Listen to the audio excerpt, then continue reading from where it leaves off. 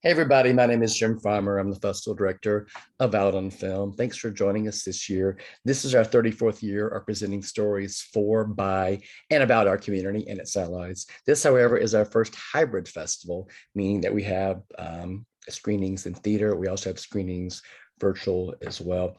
This program is our drama shorts program. This block of films has always been a personal favorite of mine, even more so now that as of last year, we are an Oscar qualifying film festival. So I'm just feel honored to have these films as part of our programming and for people to see them and experience them. And I'm fortunate to be able to have three filmmaking teams today to talk about these films. So if we want to start with Jameson, sort of go around the room and just tell us who you are in your film. Thanks, Jim. Hi, everyone. I'm Jamieson Baker, and I'm the director of Almost a Year. Happy to be here. Thanks so much for having me in the film. Thank you. Can't tell the order from where I am, but I'll go. I'm Deondray Gossfield, and I am the co-director of Flames. Okay. And I'm Quincy Gossfield. I'm his other half, and I am the co-director of Flames. And I am Matt Johns. Hi, everyone from the UK. I'm the writer and director of Inertia. And thank you very much for having us in our film.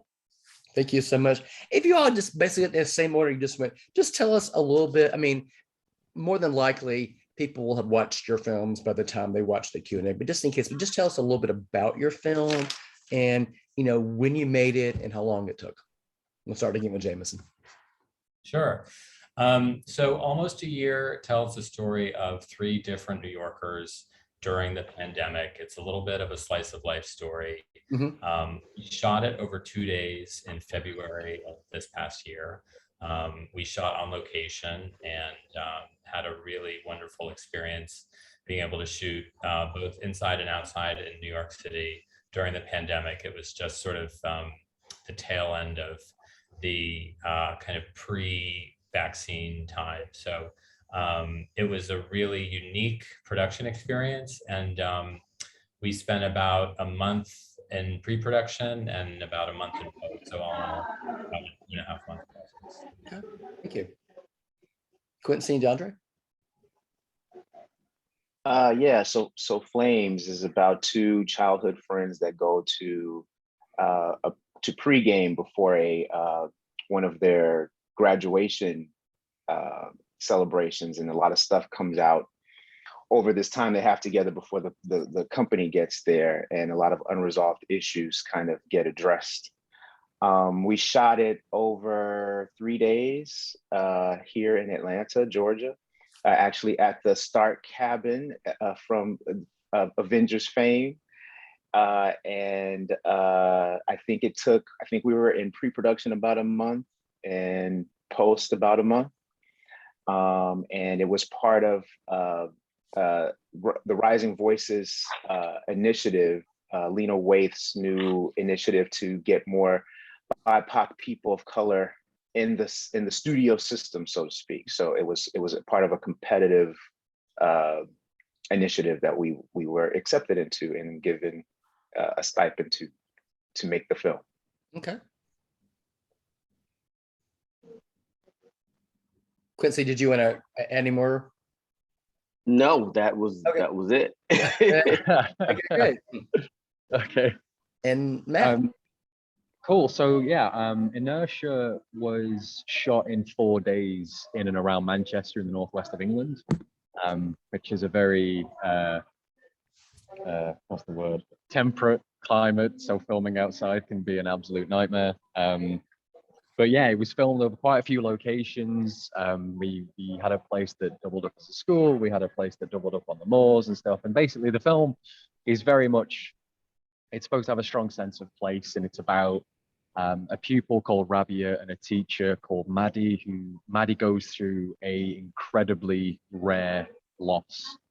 And she becomes a little bit of an echo of herself, and Rabia, her pupil, ends up kind of becoming the teacher and helps her over the course of the film start to find her path again, really, I guess, is the best way to put it without too many spoilers. Okay, great. And we have the director of Roadkill. Thanks so much for joining us today. Hi, yes, sorry for being here late. No problem. Thanks for joining. Got my time zones mixed up. Okay.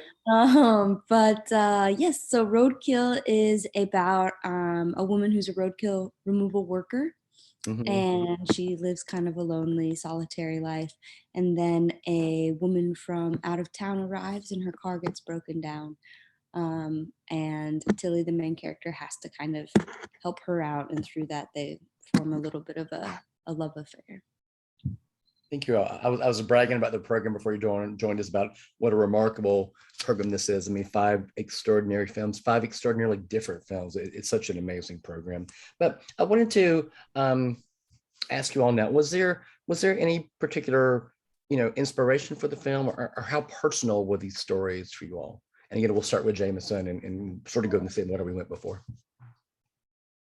I would say my story was certainly inspired by people that I know, and also stories that I was hearing as part of just sort of the news cycle and the new awareness that I had of New York and the other people that live in New York and the experiences that they were having during the pandemic that were in some ways similar to mine and in some ways different than mine, and wanting to tell a story about people's experiences during the pandemic that offered hope, like kind of, I guess,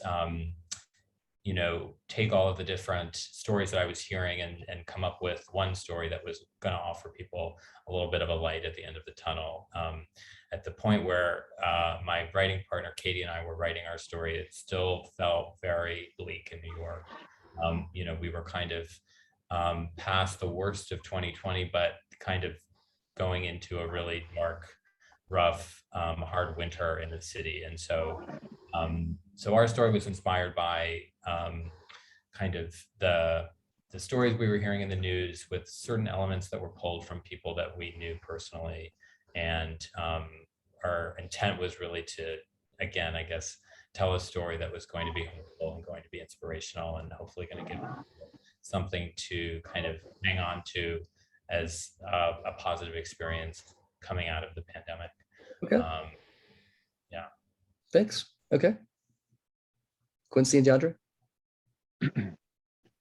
I think most of it was coming from this place of like exploring the dynamics of toxic masculinity and male intimacy and sort of these relationships I had coming up, where I could be in these really great relationships with other men as soon, but until it got too interpersonal or too physical, and people would kind of shy away from me when I thought it was either a really cool, close platonic relationship or a romantic relationship. And I sort of was reimagining some of those experiences and trying to give it a backdrop where if those two characters were in those positions without society's like baggage, what would happen? And so I just put them in a forest, where nothing was, expected.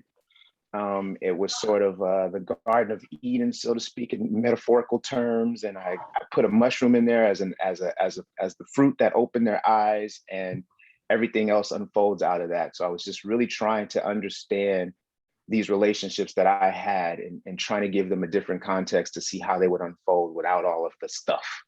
So yeah, that's sort of, yeah. Okay. Well, Deondray was the writer, so I'm going to let him answer that question and we can move on. Okay. So in terms of personal stuff, like wanting to set a film in the town where I'm from was a big motivator with Inertia, but also it's really based on people who I know in my family and who people who I went to school with as well. So the town where I'm from is incredibly diverse. I'm going to try and condense a couple of 100 years of colonial history into a few sentences here, but basically the textile industry in the northwest of England was huge, and there was a massive influx of workers from other parts of the world, particularly South Asia. So where I grew up, there's a lot of Pakistani, Bangladeshi, and Indian families and communities. And growing up, I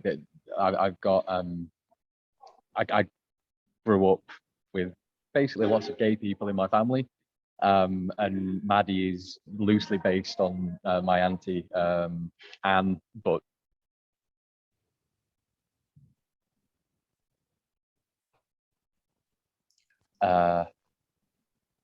not fantastic, not fantasy, but it's where I'm from and the people I grew up with a jump off point. And then it was just really wanting to tell a story about someone who just who doesn't look and sound like me. Like I really wanted to try and push myself as a writer as well, and the research was really nice, and having something that's more representative of the town where I'm from in a good way, because there's lots of bad press about the town where I'm from. So it was nice to try and frame it in a more beautiful context. Really. Oh, thanks.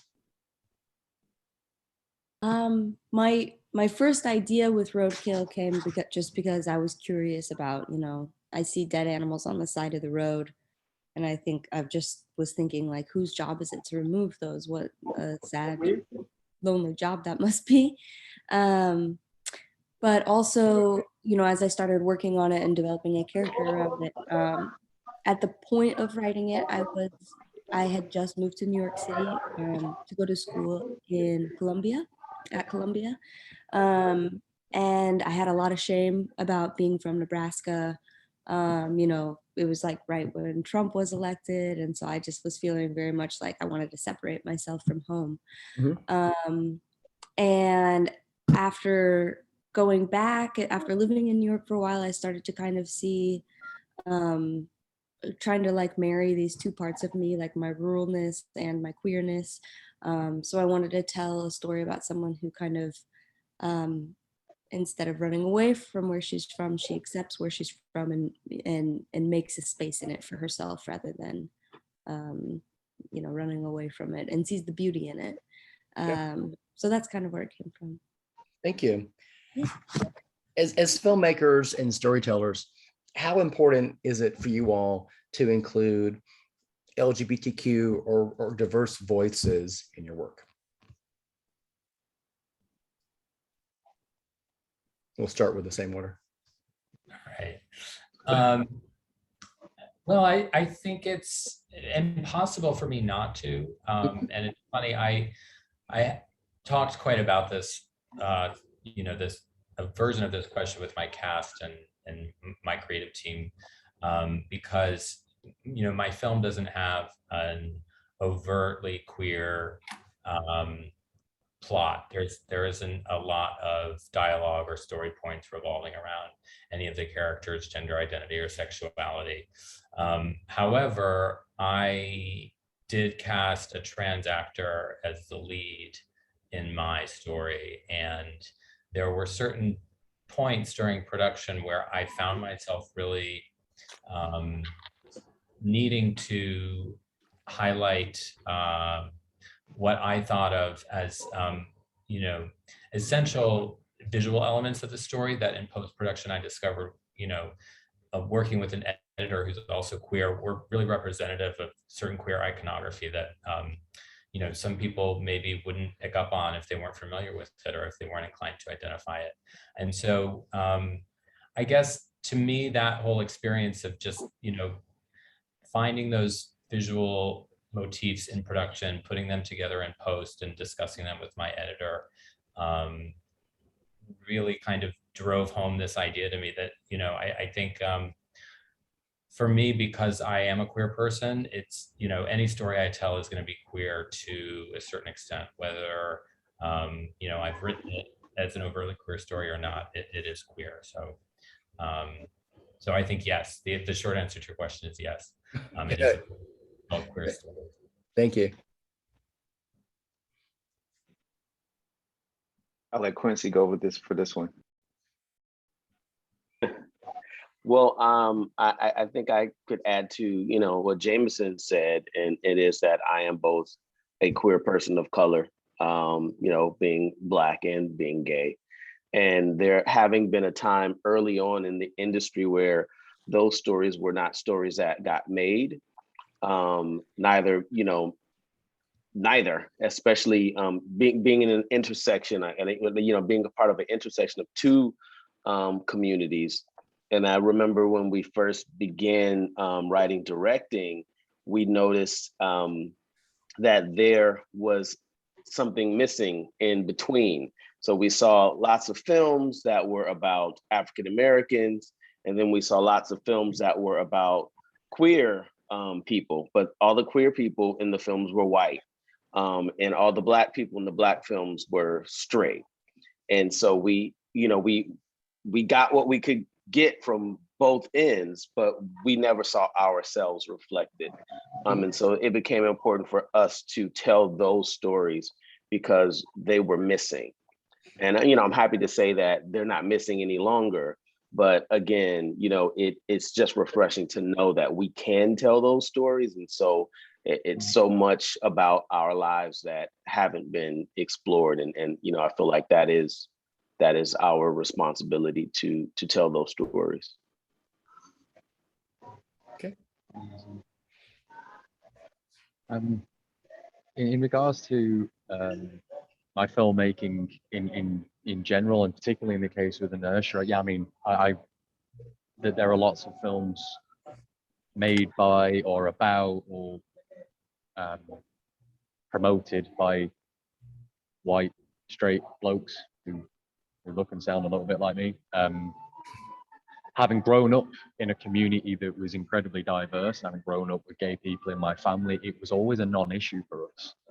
But yet growing up with my friends, it was very easy for them to, like, if someone in school was maybe a little bit feminine who was a guy, they'd be unpleasant about it. And I never, it always bothered me. And looking back, I always wish that I'd spoke up more. I did speak up, but I always wish I'd spoke up more, but I was a kid, and that is what it is.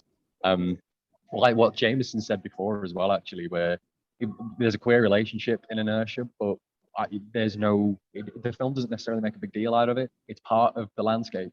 It's part of the furniture, which is how my family was growing up.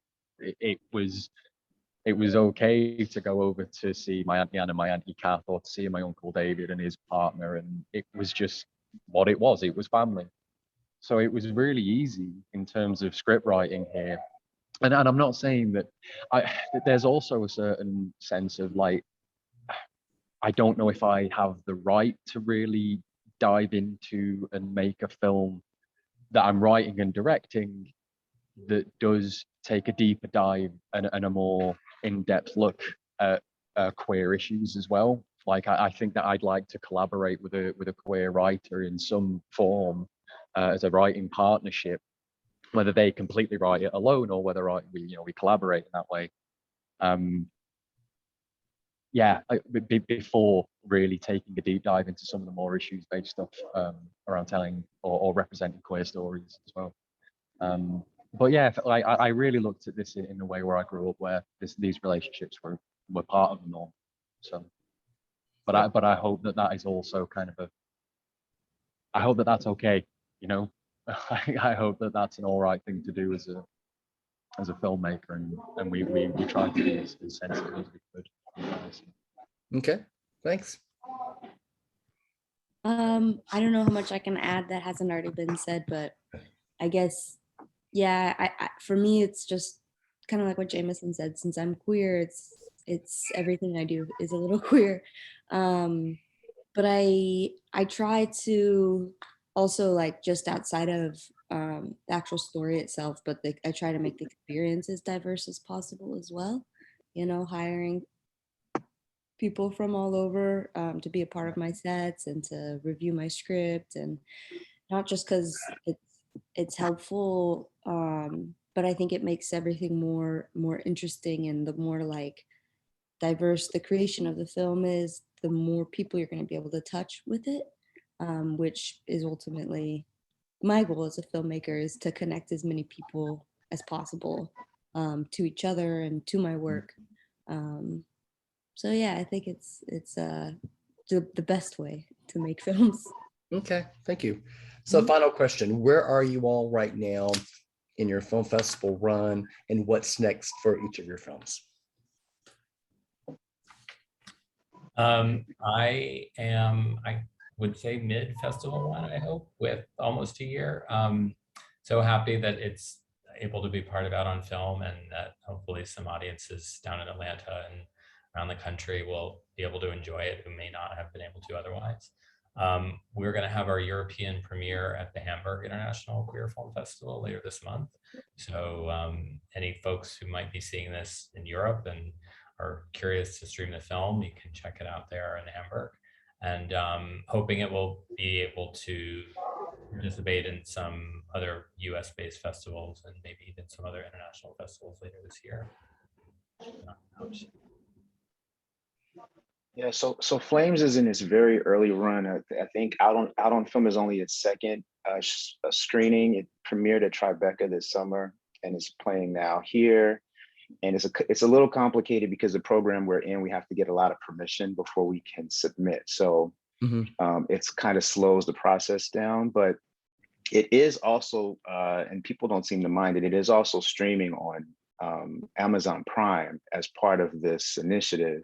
A festival still don't seem to mind that. We were a little worried about that at first and had that talk with the initiative. But yeah, this is only our second one. We're still waiting for some more responses. We just started submitting literally like a few weeks ago, like just over a month ago. So yeah, it'll be coming. If you guys follow us on Unseen on IG, it'll keep you updated on the run. Unseen, ANDSEEN Networks on IG. And you did mention New Fest, right? No, Flames is not playing at New Fest. Oh, so Flames is no. That's another film. We have another. That's the other. There That's too. the other. Yeah, we have a Smoke Lilies and Jade is playing there, but not Flames. Okay. That's awesome. Sounds like you guys are just getting these films out and being super successful and prolific. That's amazing. It was just a coincidence, a happy coincidence that the pandemic created. Oh, okay. Oh, so something good did actually come out of that. Great. Yeah. glad to finally hear it, man. Yeah, with Inertia, I'd say yeah, maybe we're kind of pre-mid-ish. I think right now we're in about a dozen or 13 festivals and a few Oscar qualifiers and BAFTA qualifiers, which is really nice. But yeah, like we've had a couple in India, some in the States, some in Europe. I'm in Bolton at the moment, and we're still waiting to hear back from a bunch. Chris, the producer, is kind of overseeing that stuff still. But yeah, I mean, we had our UK premiere of it on Thursday night, just gone, and it was so nice to finally see it on a big screen for the first time.